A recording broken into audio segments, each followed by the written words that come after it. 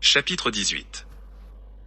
Jésus ajouta, « Ce n'est pas vous qui m'avez choisi, c'est moi qui vous ai choisi pour que vous soyez mes disciples. Si le monde vous hait, vous serez vraiment mes disciples, car le monde a toujours été ennemi des serviteurs de Dieu. Souvenez-vous des saints prophètes tués par le monde. Au temps d'Élie, 10 000 prophètes ont été tués par Jézabel, le pauvre Élie ne s'en tira qu'avec peine, ainsi que 7 000 fils de prophètes que cacha le capitaine de l'armée d'Achad. Ô monde inique, toi qui ne connais pas Dieu. Mais vous, ne craignez pas, car les cheveux de votre tête sont si bien comptés qu'ils ne seront pas détruits. Regardez les moineaux et autres oiseaux, il ne leur tombe pas une seule plume sans la volonté de Dieu.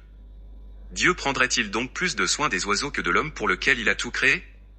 Se trouverait-il par hasard un homme qui prendrait plus de soin de ses souliers que de son propre fils? Bien sûr que non. Eh bien, encore moins devez-vous penser que Dieu vous abandonnerait alors qu'il prend soin des oiseaux. Et que dis-je, des oiseaux? Une feuille d'arbre ne tombe pas sans la volonté de Dieu. Croyez-moi, je vous le dis en vérité, le monde vous craindra beaucoup si vous observez mes paroles. En effet, il ne vous hait que parce qu'il craint de voir sa malice découverte. Il craint d'être découvert, il vous haïra donc et il vous persécutera. Si vous voyez que vos paroles sont méprisées par le monde, ne vous contrastez pas, considérez que Dieu est plus grand que vous et qu'il est tellement méprisé par le monde que sa sagesse passe pour de la folie. Si Dieu supporte le monde avec patience, pourquoi voudriez-vous vous attrister, poussière et boue de la terre? Dans votre patience, vous posséderez votre âme. C'est pourquoi, si quelqu'un vous donne un soufflet sur une joue, présentez-lui l'autre pour qu'il la frappe. Ne rendez pas le mal pour le mal, car c'est ainsi que font les pires animaux. Mais rendez le bien pour le mal et priez pour ceux qui vous haïssent.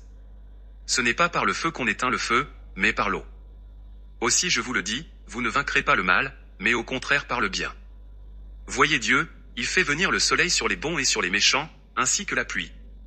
C'est pourquoi vous aussi, vous devez faire du bien à tous, car il est écrit dans la loi, « Soyez saints parce que moi, votre Dieu, je suis saint.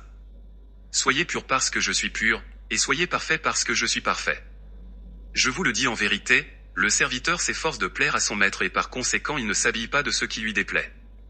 Vos habits, ce sont votre volonté et votre amour.